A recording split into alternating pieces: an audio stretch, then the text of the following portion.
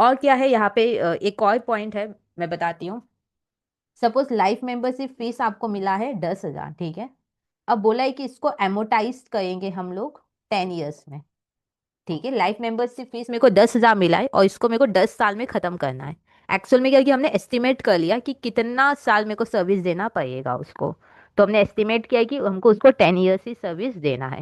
मेरे को एक चीज आप बताओ, एकदम आराम से बताना, अगर मेरे को किसी से जिंदगी भर का फीस मिल जाता है, क्योंकि मेरे को जिंदगी भर सर्विस देना पड़ेगा, तो वो लाइबिलिटी। इतना तो मेरे को समझ में आ गया। तो कोई मेरे से ये पूछ सकता है कि दीदी इस साल जो सर्विस दिया ना, तो क्या कुछ पोर्शन को इनकम मानेंगे या नहीं? आंसर है हाँ, क्योंकि कुछ पोर्शन, क्योंकि सर्विस दिया है मैंने इस साल, तो इस साल का कुछ पोर्शन तो इनकम में आना चाहिए। तो फिर यहाँ पे क्या होगा कि कुछ लाइबिलिटी किस में कन्वर्ट हो जाएगा? इनकम में। कुछ लाइबिलिटी किस में कन्वर्ट हो जाएगा? इनकम में, ठीक है।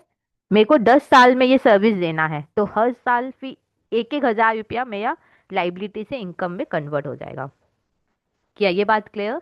लाइफ मेंबरशिप फीस लाइबिलिटी है, नो डाउट, क्योंकि मेरे को जिंदगी भर सर्विस देना है। पर थोड़ा और प्रैक्टिकल अगर हम लोग आए तो मेरे दिमाग में ये आएगा कि हाँ ठीक है, लाइबिलिटी तो है, पर जैसे बाद बाकी को हम सर्विस देते हैं तो उनसे मेरे को इनकम होता है। तो इस साल मैंने उनको भी तो सर्विस दिया है जिन्होंने लाइफ मेंबरशिप फीस दिया है, तो कुछ पोर्शन तो इनकम होना चाहिए। तो भी वो लोग क्या करते हैं कि वो लोग डिसाइड करते हैं कि चलो कितना साल हमको सर्विस देना होगा, वो लोग एस्टिमेट करते हैं, ठीक है।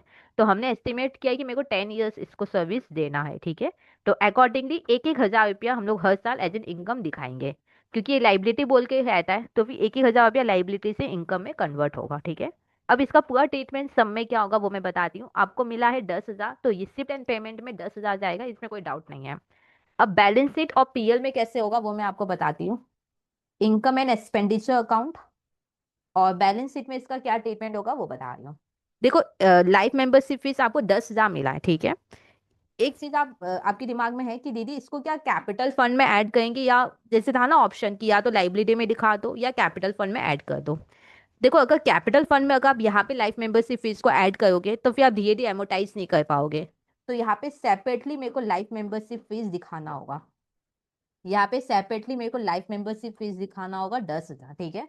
अगर आप कैपिटल में ऐड करोगे तो आपको भी पता है कि फिर बाद में तो धीरे धीरे खत्म हो ही नहीं पाएगा, ये तो पूरा ये कैपिटल में जा चुका है, ठीक है, क्योंकि मेरे को धीरे धीरे एमोटाइज करना है। तो ये अलग से मेरे बैलेंस शीट में एज अ लाइबिलिटी खड़ा रहेगा। अब 1,000 लाइबिलिटी कम हो जाएगा और इसको एज एन इनकम हम लोग दिखाएंगे, तो पीएल हम लोग बनाएंगे जब, तब हम लोग उसको इनकम साइड में दिखा देंगे, ठीक है, बाई लाइफ मेंबरशिप फीस। तो कितना होगा? 1,000। तो यहाँ पे फिर फाइनल वैल्यू हो जाएगा 9,000।